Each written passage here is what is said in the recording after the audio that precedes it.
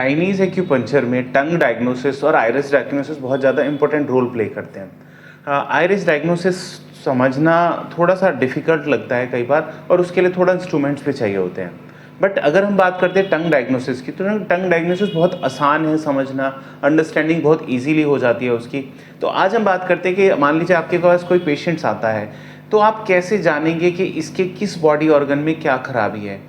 टंग diagnostics के कुछ कुछ मेथड्स होते हैं, उसके 5 क्राइटेरिया होते हैं कि जिसके ज़रिए वो टंग को डिफाइन करते हैं, जिसमें शेप का, टंग की शेप को देखा जाता है, कलर को देखा जाता है, मॉइस्चर को देखा जाता है, उसके स्ट्रक्चर को देखा जाता है।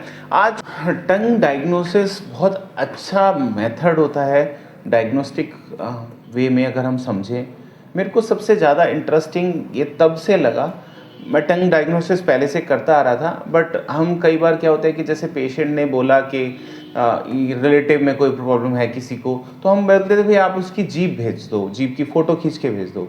तो फ़ोटो खींच के एक पेशेंट आया मेरे पास, उसको पास में ही थोड़ा दूर रहते थे, वो इंदिरापुरम रहते थे।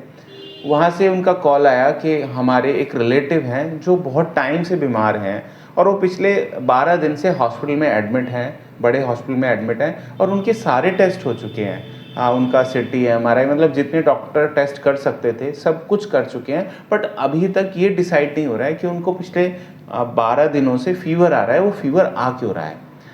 मैंने बोला ठीक है, आप मेरे को उनकी जीभ की फ़ोटो खींच के भेज दो, और मैंने उनकी जीभ की फ़ोटो को देख के बोला कि इनको टीवी हो सकता है।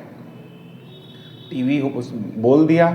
2 दिन बाद पेशेंट का फ़ोन आया कि सर 2 दिन के बाद आज डॉक्टर ने सब कुछ फाइनल करके टीवी की मेडिसिन शुरू कर दी है, और आप पहले ऐसे डॉक्टर थे जिसने ये डायग्नोज किया कि इनको टीवी हो सकता है। नहीं तो अब तक तो ये सब कंफ्यूज थे, नए नए टेस्ट कर रहे थे, ये डायग्नोज करने की कोशिश कर रहे थे।